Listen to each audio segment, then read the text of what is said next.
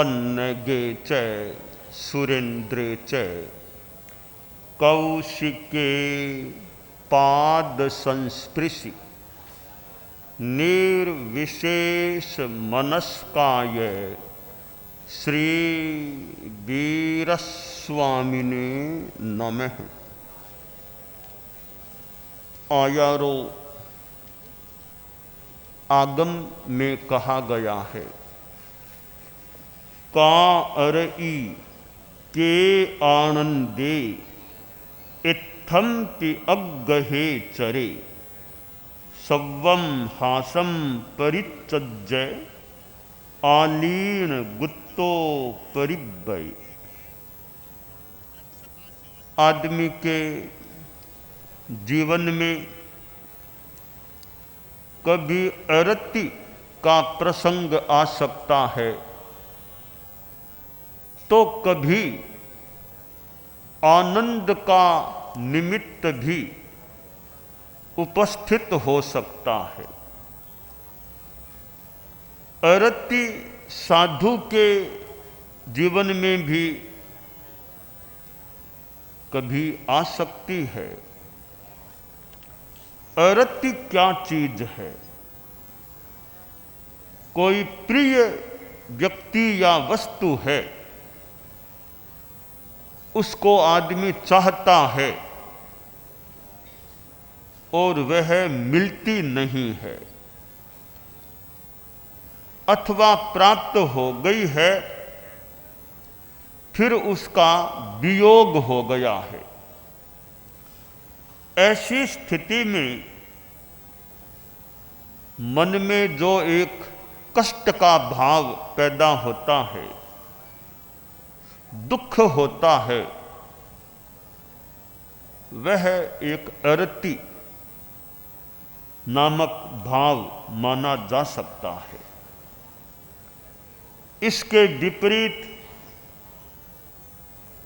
प्रिय का मिलना होता है, इष्ट वस्तुओं का संयोग होता है, इष्ट व्यक्ति या वस्तु साथ में रहते हैं। उस समय जो मन में हर्ष खुशी का भाव उत्पन्न होता है, उसको यहाँ आनंद के रूप में माना जा सकता है। आनंद दो प्रकार का होता है। एक आनंद वह होता है जो अपनी साधना से भीतर में मिलता है। आध्यात्मिक सुखानुभूति होती है, वह आंतरिक आध्यात्मिक पवित्र आनंद होता है। और एक आनंद जो पदार्थों के भोग से मिलता है, वह बाह्य आनंद होता है।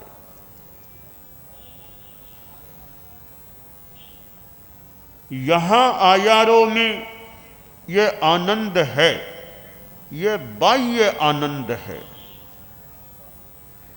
तो ऐसी स्थितियां साधु के जीवन में भी आ सकती है। वांछित वस्तु का योग मिल जाए और कभी अवांछित वस्तु का योग मिल जाए। साधु जीवन में कि अमुक अग्रणी अमुक साधु को चाहता है और वो साधु उनको दे दिया गया, अमुक साधु को लेना नहीं चाहते पर उसको भी व्यवस्थागत रूप में दे दिया गया, तो एक निमित्त तो है कि मनोनुकूल साधु मिले तो खुशी का भाव आ सकता है। और जो साधु मनोनुकूल नहीं है, मन है प्रतिकूल है, उस साधु का योग बैठ रहा है तो मन में कुछ कष्ट का भाव भी आ सकता है। पर ऐसी स्थितियों में भी साधु के लिए संदेश है, मानो का अरई के आनंदे इत्थम की अग्गहे चरे। क्या अरति, क्या आनंद, यहाँ भी एक ग्रहण, इन चीज़ों का ग्रहण मत करो। जो मिला सो मिल गया, मन में न ज़्यादा खुशी और न कोई विशेष दुख, तो ग्रहण नहीं करना। आप लोग गृहस्थ हैं, परिवार में रहते हैं, समाज में रहने वाले, बिजनेस धंधा करने वाले, उद्योग इंडस्ट्री में संलग्न रहने वाले, कोई राजनीति में कार्य करने वाले और क्षेत्रों में कार्य करने वाले, तो इन विभिन्न संदर्भों में कभी मन के अनुकूल स्थिति आ जाए तो कभी प्रतिकूल स्थिति भी आ सकती है। उनमें मानसिक संतुलन रखना। कार्यकर्ता होते हैं, समाज के लिए काम करने वाले। आखिर कार्यकर्ता कौन है? काम करने वाला कार्यकर्ता। तो काम तो कौन नहीं करता है? कोई विशेष बीमार को छोड़ दें, काम तो कौन नहीं करता? खाना हाथ से कौन नहीं खाता? अपने कपड़े कौन नहीं पहनता? तो काम तो ऐसे कौन नहीं करता? तो क्या हर आदमी यूं काम करने वाला कार्यकर्ता कहलाएगा? कार्यकर्ता काम करने वाला, तो वो भी कार्य करता है क्या? जो खुद खाना पीना करता है, बैठता है, सोता है, कपड़े पहनता है, वो कार्यकर्ता नहीं कहलाता। तो कार्यकर्ता कौन? मैं थोड़ा संस्कृत भाषा के संदर्भ से बताऊं। यह परार्थम कार्य करोति स कार्यकर्ता। हमें थोड़ा जोड़ना पड़ेगा। परार्थ, दूसरे के लिए जो कार्य करता है वह कार्यकर्ता होता है। सूरत में चतुर्मास हो रहा है। अब तो चतुर्मास का एक सप्ताह है, यानी 7 रात्रियां अब शेष रही हैं। कितने कार्यकर्ता व्यवस्थाओं से जुड़े रहे होंगे, अभी भी जुड़े हुए। पर कार्यकर्ता कब हैं कि दूसरों के लिए करते हैं। खुद के घर के लिए काम करे वो कार्यकर्ता, ऐसे समाज का कार्यकर्ता नहीं। समाज और दूसरों के लिए कार्य करे वो कार्यकर्ता है। चाहे कोई भोजनालय में ड्यूटी दो, चाहे आवास में ड्यूटी दो, और कितने कितने विभाग होंगे, पार्किंग क्या और क्या, बर्तन क्या, यातायात क्या, तो अनेक विभाग जो दूसरों के लिए, यात्रियों के लिए, समाज के लिए, और तो क्या ठिकाने में क्या, हमारे साधु साधियों के गोचरी के, तो दूसरों के लिए जो कार्य करे वह कार्यकर्ता होता है। खुद का काम करे उतने से वह कार्यकर्ता ऐसे नहीं कहलाता। तो कार्यकर्ता होता है, उसके सामने भी कभी कठिन स्थिति आ सकती है। कोई यात्री बाहर से आए हैं, थके मांदे, धूप में और में, कैसे ही भीड़ भड़ाके में, बाई ट्रेन बाई प्लेन, कैसे ही बाई बस आए हैं। अब वो थोड़े थके मांदे हैं, कोई उनको थोड़ी अनुकूलता नहीं लगी तो वे मान लो बोलने लग गए। पर कार्यकर्ता का कर्तव्य वो गुस्से में नहीं आए, यूं शांति रखे, सहन करे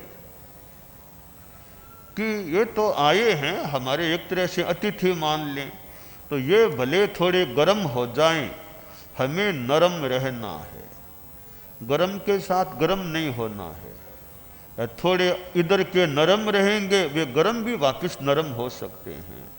कि आए हैं, थोड़े उनको आते ही थोड़ी आव भगत करो, इनको बिठाओ, चाय पानी पिलाओ करो, तब तक स्थान की व्यवस्था। इतने में तो वो बाग बाग हो जाए। भी हमें तो आते ही बिठा दिया, चाय नाश्ता दे दिया, आधा घंटा घंटा नाश्ता किया, इतने में स्थान की व्यवस्था तैयार है।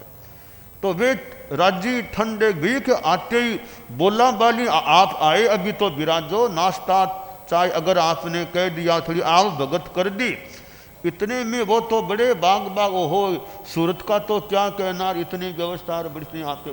तो बस थोड़ा व्यवहार, आदमी थोड़ी उदारता व्यवहार हो तो क्या कहना सा, यहाँ का क्या कहना। थोड़ा व्यवहार बढ़िया कोई न करे, क्या कहें सा, देख लिया हम तो गए थे, तो उल्टी भाषा हो। तो ये का अरई के आनंदे कि ये स्थितियां गृहस्थों के सामने भी आ जाए तो उनमें भी शांति संतुलन रखना चाहिए। संस्थाओं में कार्यकर्ता अनुव्रत अधिवेशन का भी प्रसंग है। अनुव्रत विश्व भारती सोसाइटी है, उधर अनुव्रत न्यास है। तो संस्थाओं में काम करने वाले हैं, अनुव्रत का काम। तो अभी रैली के रूप में भी अनुव्रत वो आए थे उधर। तो ये कार्य है, कोई मान लो आलोचना भी कर दे, निंदा भी कर दे, उसमें शांति रखना, अपने अच्छे तरीके से काम करना। तो कार्यकर्ता को सहनशील भी, हम सभी को सहनशील भी होना चाहिए कि जो सहता है वह रहता है। तो सहेगा वो टिका रह सकेगा। तो सहना चाहिए, मौका आए तो कभी कहना चाहिए और शांति से रहना चाहिए। परिवार में आप हैं तो सहन तो करना ही चाहिए, और मौका आए तब कहा भी जा सकता है, शांति रखनी, सहन करो यानी सहो, मौके पर कहो, शांति से रहो। तो का अरई के आनंदे, अनुकूलता प्रतिकूलता की स्थितियां आ जाएं, उनसे ज्यादा भीतर में प्रभावित गलत रूप में नहीं होना चाहिए। आदमी समता रखने का प्रयास करे। तो ये आयारों के सूत्र हैं। साधु के लिए तो बहुत ज्यादा ये बातें मानो अनुपालनीय हैं। साधु के लिए तो यहाँ तक सब्बम हासम परित्यज्य, साधु को ज्यादा जोर जोर से हंसना भी नहीं चाहिए। साधु को ज्यादा नहीं हंसना, जोर जोर से नहीं हंसना चाहिए। एक बार बहुत वर्षों पहले की बात है, मुनि श्री उदित कुमार जी स्वामी को याद है कि नहीं, हम सरदार शहर में थे तो कोई थानकवासी समाज के लोग आए थे। बात विक्रम संवत 2031 की हो सकती है।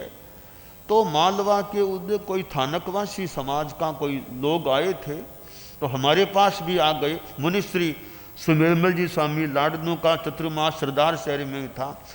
एक आदमी आया, उसने एक संभवतः दोहा बोला था हंसने के बारे में, यानी हंसना 4 व्यक्तियों का। उसका वो दोहा था संभवतः, ध्यानी तो हृदय हंसे, मुनि हंसे मुड़कज, पंडित तो नयना हंसे, हर हर हंसे निर्लज। उस आदमी ने वो दोहा सुनाया कि हंसना, ध्यानी आदमी है, योग साधना ध्यान में रुचि रखने वाला, उसका हंसना हृदय में भीतर में होता है। जैसे हमारे आनंद केंद्र है ना, ये हृदय के पास आनंद केंद्र, तो उसका आनंद, उसका हंसना भीतर में होता है, हृदय में होता है। जो मुनि है, समाज में और में रहने वाला, श्रावकों में काम करने, उसका हंसना जोर जोर से नहीं, मुल्कज मुस्कान के रूप में उसका हंसना, यहाँ तक मुस्कान। हर तीसरा बताया, पंडित तो नयना हंसे। जो पंडित है, ज्ञानी है, किताबों को पढ़ने में रहने वाला है, पढ़ाने वाला है, उसका हास्य आंखों में झलकता है, आंखों में उसका हास्य प्रकट होता है। और हर हर हंसे निर्लज, कि जोर जोर से ज़्यादा हंसता है, उस आदमी के दोहे के अनुसार वह निर्लज आदमी है जो हर हर हर हर जोर जोर से हंसता है। तो आयारों में कहा गया, सब्वम हासम परित्यज्य, सारे हास्य का परित्याग करके, कि साधु को ज़्यादा हम इतना सा मान ले, जोर जोर से ज़्यादा अट्टहास और जोर जोर से नहीं हंसना चाहिए। साधु का हंसने में भी संयम, और हंसी मजाक भी, वहाँ भी विवेक और संयम, कि साधु कितनी हंसी मजाक, किस स्तर की हंसी मजाक का स्तर कैसा है, वो स्तर भी ध्यातव्य। बहुत छिछले स्तर की हंसी मजाक से साधु को बचना चाहिए। तो ये हास्य के बारे में भी कहा गया आयारों में कि प्रमादों को छोड़े। साधु जो प्रमाद के रूप में हास्य, हंसी मजाक ये हैं, तो उनसे साधु बचे, प्रमाद से बचे। और इंद्रिय विजय और मन वचन काया का संवरण कर परिव्रजन करे, आलीन गुप्त होकर, कि साधु अपनी इंद्रियों का संयम रखे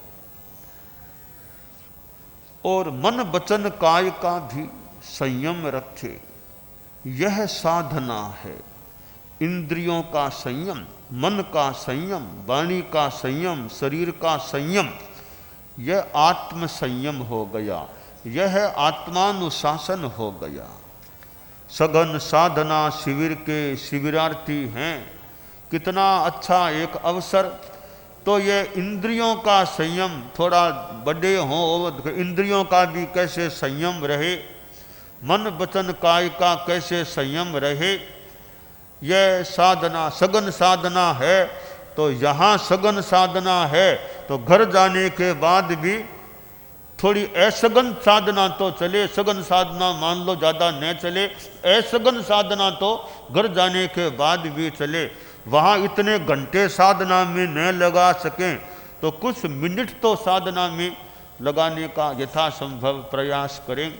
तो यह मन का संयम, वाणी का संयम, काय का संयम, मोबाइल फ़ोन का भी विवेक के साथ संयम, कि ये उपकरण हैं टेक्नोलॉजी के, सोशल मीडिया, इनका अनावश्यक उपयोग न हो, डिजिटल डिटॉक्स, इनका भी संयम हो, कि इन मोबाइल आदि का भी। तो सघन साधना का प्रभाव यहाँ से घर में भी साथ में ले जाएं। सारी साधना यही मत छोड़ देना, तो हो गया शिविर, अब छोड़ो साध्वी वरिया के पास, बाइयाँ सोच ले साध्वी वरिया के पास छोड़ दो साधना को, ये बच्चियों के मुख्य मुनि के पास छोड़ दो, सघन साधना मुख्य मुनि करते रहें, साध्वी वरिया करते रहें, इनके ऊपर ही मत छोड़ देना। थोड़ी घर में साथ ले जाना, थोड़ा भाता, थोड़ा उपहार मानो, घर में साथ में ले जाना, कि वहाँ भी थोड़ी थोड़ी हम साधना जितनी हो सके, सघन असघन जैसी भी हो सके, वो साधना करने का प्रयास करें। तो ऐसे ये शिविर हैं, इनका भी अपना प्रभाव हो सकता है जीवन पर। तो आयारों में जो बड़ा महत्वपूर्ण एक संदेश दिया गया है, का अरई के आनंदे इत्थम्पि अग्गहे चरे, यानी बड़ा एक सुंदर विवेक दिया जा रहा है। अग्रहण, हर किसी बात को ग्रहण मत करो। हमें ज़्यादा गुस्सा कब आएगा, हम घटना को ग्रहण कर लेंगे, दिमाग में रखेंगे, तो बार बार गुस्सा छोड़ दिया, छोड़ो, ग्रहण मत करो, जमाओ मत, छोड़ो, कोई खास बात नहीं, छोड़ दो बात को, दिमाग में शांति रहेगी। वरना बार बार उसने ऐसा बोल दिया, उसने ऐसा बोल दिया तो बोल दिया, तुम क्यों दिमाग में भार रखते हो। तो हमें हर बात को ग्रहण करके जमा करके नहीं रखना चाहिए। काम की चीज है तो ले लो, बाकी छोड़ दो, नहीं चाहिए मुझे। तो यह है एक ग्रहण, एक छोटा सा संदेश है, एक ग्रहण, एक ग्रहण, एक ग्रहण। हर किसी चीज का ग्रहण नहीं करना चाहिए। तो ये आयारों में कई ऐसे सूत्र हैं, छोटे छोटे भी हैं, कुछ बड़े भी हैं। उनसे हम साधना का, जीवन जीने की कला का एक शिक्षण संदेश प्राप्त कर सकते हैं। दानान शिष्ठम अभय पयाणम सच्चे सुया अणवज्जम वयंती तवे सुया उत्तम बंभचेरम लोगुत्तमे समणेनाय पुत्ते।